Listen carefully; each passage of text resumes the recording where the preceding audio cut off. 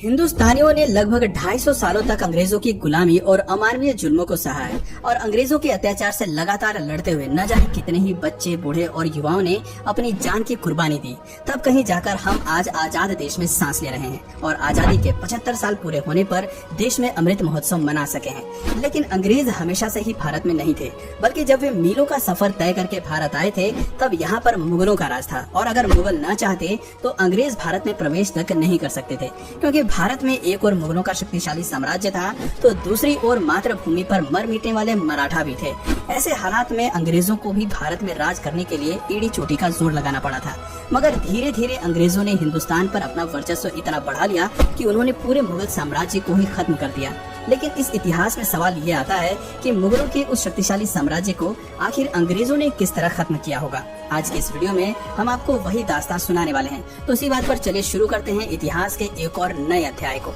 इतिहास बताता है कि 16वीं सदी के अंत में भारत इतना संपन्न था कि पूरी दुनिया में जितना उत्पादन होता था उसका लगभग 1/4 हिस्सा केवल भारत में ही उगता था। और यही वजह थी कि भारत उस समय सोने की चिड़िया कहलाता था और पूरी दुनिया की नजर इसी सोने की चिड़िया पर ही टिकी हुई थी। ऐसे में भला अंग्रेज कहाँ पीछे रहते। उस समय हिंदुस्तान में दिल्ली पर सम्राट अकबर का राज था और ऐसा माना जाता है कि अकबर अपने दौर के सबसे ज्यादा दौलतमंद बादशाह थे। लेकिन उसी समय ब्रिटेन में भी गृह युद्ध की स्थिति बन गई थी और उस समय महारानी एलिजाबेथ प्रथम की शासनकाल में अधिकांश अर्थव्यवस्था कृषि पर ही निर्भर करती थी। अफसोस कि आपसी गृह युद्ध के चलते ब्रिटेन वैश्विक स्तर पर केवल 3 से 4% उत्पादन ही कर पा रहा था और इसी दौरान पुर्तगाल और स्पेन ब्रिटेन को पीछे छोड़कर उनके मुकाबले काफी ज्यादा तरक्की कर रहे थे। हालात इतने बिगड़ चुके थे कि ब्रिटेन के लुटेरे नाविक भी पुर्तगाल के जहाजों को ही लूट कर अपना काम चलाते थे, क्योंकि ब्रिटेन में लूटने के लिए कुछ बचा ही नहीं था। लेकिन उसी दौरान एक ब्रिटिश नाविक को समुद्री यात्रा के दौरान भारत की अपार संपदा और समृद्धि के बारे में पता चला और ब्रिटिश गवर्नमेंट तक ये खबर जल्द ही पहुंच गई।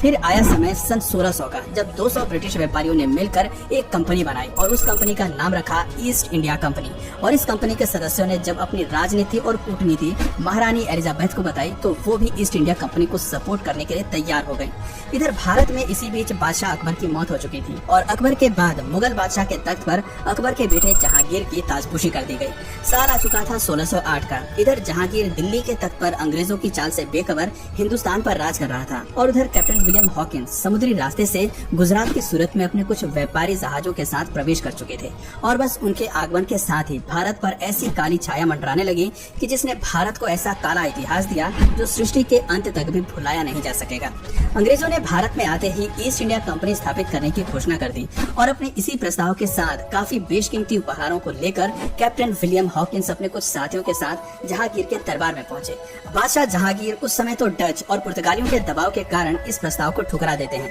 पर अंग्रेज भी कहाँ पीछे रहने वाले थे। वो लगातार इस व्यापारिक समझौते के साथ नई नई प्रॉफिटेबल डील्स जोड़ते हुए बार बार जहांगीर के पास जाते रहे और अंततः कुछ समय बाद ही जहांगीर ने इस प्रस्ताव पर हस्ताक्षर करके अंग्रेजों को व्यापार करने की मंजूरी दे दी। और ये मंजूरी मिलते ही अंग्रेजों ने पटना, सूरत, मुंबई और चेन्नई में अपनी फैक्ट्रियों को स्थापित करके व्यापार करना शुरू कर दिया। शुरुआत में तो इस कंपनी ने यहाँ के लोगों को रोजगार दिया और बदले में उन्हें अच्छी तनख्वाह भी दी, जिस वजह से हिंदुस्तानी ईस्ट इंडिया कंपनी से काफी प्रभावित हुए और कई हिंदुस्तानी व्यापारी भी इन फैक्ट्रियों से जुड़ गए। लेकिन ज्यादा दिनों तक नहीं। पूरे भारत में ईस्ट इंडिया कंपनी का व्यापार बढ़ता ही चला जा रहा था और अपने बढ़ते व्यापार की वजह से अंग्रेजों के मन में इतना ज्यादा लालच बढ़ गया कि उन्होंने भारत की सत्ता पर ही कब्जा करने की योजना बना डाली और इसी उद्देश्य से 1686 में ब्रिटिशों ने मुगलों के खिलाफ जंग छेड़ दी और औरंगजेब से हुई इस जंग में मुगलों ने ब्रिटिशर्स को बुरी तरह से हरा दिया। इस हार से ब्रिटिशर्स को एक बात तो समझ में आ गई थी कि मुगलों को वो जंग लड़कर तो हरा नहीं सकते, लेकिन उन्हें भारत पर कब्जा भी करना था, जिसके लिए उन्होंने वो कूटनीति अपनाई जिसका फायदा वर्षों बाद भी आज तक भारत के धूर्त नेता उठाते हैं और राज करते हैं। और वो कूटनीति थी डिवाइड एंड रूल की, यानी आपस में फूट डालो और इन पर राज करो। जंग में हारने के बाद ब्रिटिशर्स ने औरंगजेब से माफी मांगते हुए ये वादा किया कि वो दोबारा ऐसी गलती कभी नहीं करेंगे और औरंगजेब ने भी उन पर कुछ जुर्माना लगाते हुए उन्हें माफ कर दिया और अपना व्यापार उसी तरह चालू रखने की आज्ञा भी दे दी। लेकिन मुगलों द्वारा ब्रिटिशर्स को माफ करना ही मुगलों के अंत का सबसे बड़ा जरिया बना, क्योंकि 1707 में औरंगजेब की मौत के बाद कई लोग मुगल सल्तनत पाने के लिए आपस में ही एक दूसरे से लड़ने लगे और इसी लड़ाई के चलते एक समय ऐसा आया जब कुछ कमजोर शासक मुगल बादशाह बन गए जो कि मुगल साम्राज्य को व्यवस्थित ढंग से चला ही नहीं पाए। ये अनुभवहीन मुगल बादशाह रोज नए नए नियम बनाते और उन्हें बदलते रहते और उनकी इसी तरह की बेवकूफियों के चलते अंग्रेजों को मौका मिल गया अपनी चाल चलने का। दरअसल 1717 में मुगल बादशाह ने अंग्रेजों को एक फरमान जारी किया, जिसमें उन्होंने बहुत छोटी सी रकम सालाना फीस के रूप में देकर बिना किसी लगान या कर के व्यापार करने की इजाजत मिल गई। और इसी दौरान पर्सिया के राजा ने मौका देखकर भारत पर आक्रमण बोल दिया। अब चूंकि ऐसे में मुगल शासक अपनी सत्ता के नशे में इतने खोए हुए थे कि उन्हें अचानक हुए इस आक्रमण के बारे में पता ही नहीं चला और पर्शियन आर्मी दिल्ली तक पहुंच गई और दिल्ली की गद्दी मुगलों के हाथ से लगभग छूट ही गई थी। स्थिति को पूरी तरह बिगड़ते हुए देखकर मुगल बादशाहों ने तकरीबन 2 करोड़ रुपए, जी हाँ, उस दौर में लगभग 2 करोड़ रुपए और कई बेशकीमती हीरे मोती देकर दिल्ली को बचाया। इतनी बड़ी लूट के बाद मुगल पूरी तरह से कमजोर पड़ गए और अंग्रेजों की साजिश भी उन्हें कुछ कुछ समझ में आने लगी। पर अफसोस कि अब वक्त हाथ से फिसलता जा रहा था और उनका साम्राज्य भी। अंग्रेज लगातार भारत पर कब्जा करने की अलग अलग रणनीति अपनाते जा रहे थे, जिसके पहले चरण में उन्होंने बंगाल के नवाब सिराजुद्दौला को तख्त से हटाने के लिए जंग छेड़ दी और साथ ही साथ अंग्रेजों ने वहाँ के हिंदुओं और मुसलमानों में आपसी फूट डालकर डिवाइड एंड रूल की कूटनीति लागू की, जिसे संभालने में नवाब सिराजुद्दौला नाकामयाब रहे और नतीजा अंग्रेजों के लिए फायदेमंद रहा। प्लासी के युद्ध में सिराजुद्दौला को हराने के बाद अंग्रेजों ने सिराजुद्दौला के सेनापति को अपने साथ मिला लिया और उसे बंगाल का नवाब बना दिया।